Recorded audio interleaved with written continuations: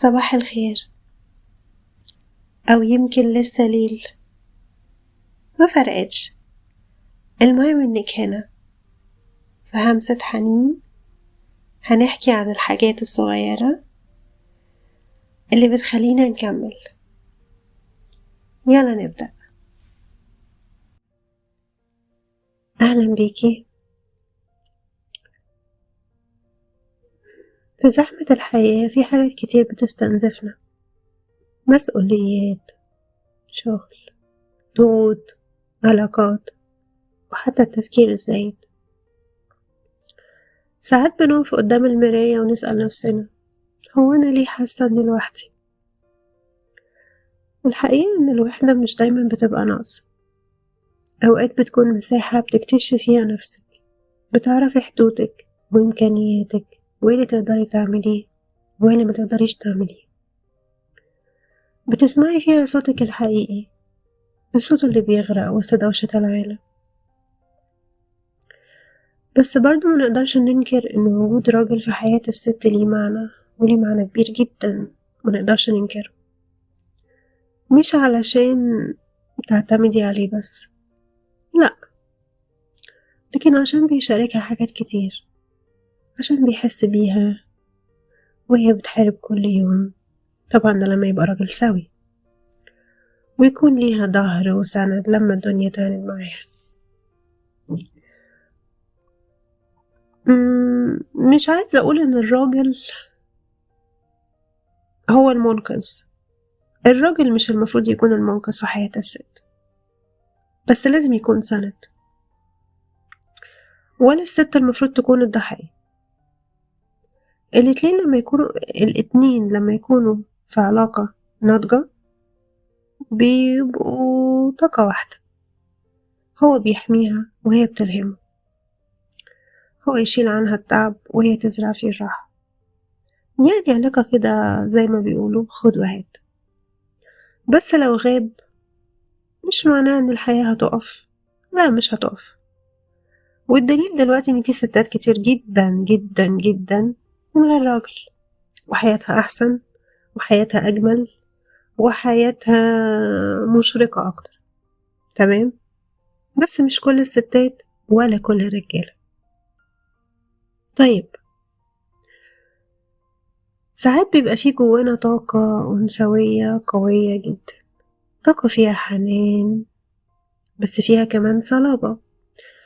طاقة تقدر تبني وتتعلم وتنجح وتقوم تاني حتى بعد الوجع والكسرة والخذلان. الست المستقلة مش معناها انها متكبرة، ولا انها مغرورة، ولا انها مسترجلة، ولا معناها انها مش محتاجة الحب. بالعكس، لكن معناها انها مش هتقبل اي حد ناقص، ولا اي حد يقلل منها ولا من طموحها ولا من كيانها. مش هتقبل وجود راجل بيكسرها او بيقلل منها. هي عارفة قيمتها خلاص، وعارفة ان وجود الراجل في حياتها مش بيكملها، هو بيشاركها حياة هي اصلا بنتها بنفسها. يعني معنى ان انا اقول ان في راجل بيكملني يعني معناها ان انا عندي نقص، او انا حاسة ان انا فيا نقص، وده غلط من وجهة نظري. في فرق كبير بين ان انسان بيشاركني حياتي الكاملة وبياخد جزء منها، وفي فرق بين اني انا احس ان حياتي ناقصة وفي بني ادم جاي يكمل لي النقص ده. مش هنغير المسميات ولا هنقعد نتكلم في المسميات، بس هو المعنى وصل. يعني فهمتوني؟ هي بتكون عارفة قيمتها وعارفة ان وجود الراجل في حياتها زي ما قلت بيكملها. خليني اشرب شوية شاي.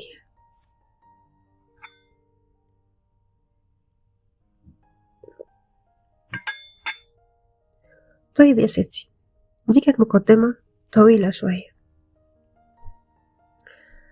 عايزة أقولك على حاجة، في شوية نقط كده عايزة أتكلم عليها باستفاضة شوية. معنى الوحدة واختلافها عن العزلة. يعني إيه أنا عندي أو أنا في مرحلة فيها بحس بالوحدة، ويعني إيه أنا اعتزلت الناس أو قررت إني أعتزل الناس. الحاجات دي كلها محتاجين نعرفها ونفهمها، لأنك لما بتفهمي الشيء 50% من العلاج. يعني لو عندك أي مشكلة لازم تسميها. أول ما بتسميها التسمية الصحيحة بيبقى فيه 50% كده من العلاج احنا وصلنا له. اوكي، لازم تبقي عارفة كويس قوي امتى حسيتي بالوحدة وامتى حسيتي انك محتاجة العزلة. أول نقطة معايا معنى الوحدة واختلافها عن العزلة. الوحدة مش دايما حاجة سلبية زي ما قلت، ساعات بتكون فترة ضرورية علشان نسمع فيها نفسنا ونعرف احنا مين من غير تأثير الناس اللي حوالينا. العزلة هي لما تبعدي عن العالم، خوف أو وجع. لكن الوحدة الواعية هي لما تختاري تكوني مع نفسك بسلام، تتعلمي، تتأملي وتراجعي حياتك وتعرفي الفرق بين الوحدة الواعية وبين العزلة اللي فيها هروب.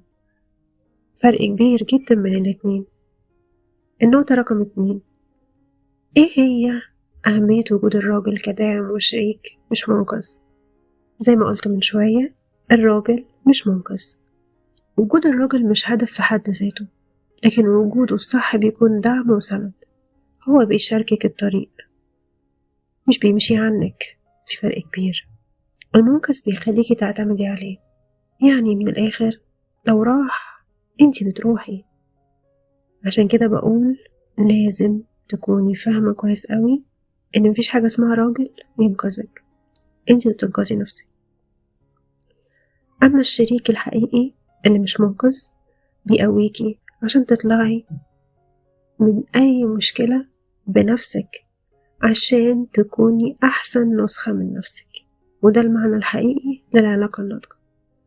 النقطة رقم 3، الفرق بين الاحتياج والمشاركة في العلاقة. الاحتياج بيخلي العلاقة مؤلمة، فيها خوف من الفقد. لكن المشاركة فيها حرية. كل طرف داخل العلاقة بيكون مكتفي بذاته، عايز يشارك مش ياخد. كل واحد عايز يدي التاني. الست اللي بتدخل علاقة علشان تشارك حياتها غير اللي بتدخل علاقة علشان تعوض الفراغ اللي في حياتها. الفرق هنا بيخلق طاقة حب صحية جدا مش بتبقي طبعا. النقطة رقم 4 هي طاقة الأنثى القوية. معادلة كده بنسميها أو أنا بسميها حنان زائد صلابة. يعني إيه؟ القوة الأنثوية مش في التحدي ولا في السيطرة، هي توازن بين الحنان والصلابة. إنك تكوني ناعمة في كلامك بس ثابتة جدا في قراراتك، تقدري تعيشي بلطف لكن من غير ما حد يستهين بيكي. دي الطاقة اللي بتخليكي جذابة جدا ومرتاحة في نفس الوقت، فيها حب وفيها وعي وفيها احترام. النقطة رقم 5، ازاي تكون الست مصدر امان لنفسها. الامان مش دايما بيجي من الخارج. الست لما بتتعلم تعتمد على نفسها وتهتم بصحتها وتبني استقلالها وخصوصا استقلالها المادي، بتعرف انها قادرة تواجه الحياة حتى لو لوحدها. ساعتها بتخلق امان كده داخلي جوه نفسها، وده الامان اللي بيخليها تختار العلاقات بعقلها وقلبها مش بخوفها. الأمان الداخلي هو اللي بيخليها دايما واقفة بثقة مهما كانت الظروف ومهما تقلبت الأحداث. النقطة رقم 6 هي العلاقة الناضجة المبنية على وعي واتزان مش تبعية. العلاقة الناضجة فيها توازن بين الأخذ والعطاء، فيها احترام للمسافة الشخصية والحدود الشخصية ومساندة وقت التعب. مش لازم تكوني نص حد عشان تكملي، كوني حد كامل علشان تشاركيه. افهمي الجملة دي كويس واسمعيها تاني. الوعي في العلاقة بيخلي الحب ينمو، أما التبعية بتخليه يتخنق ويموت.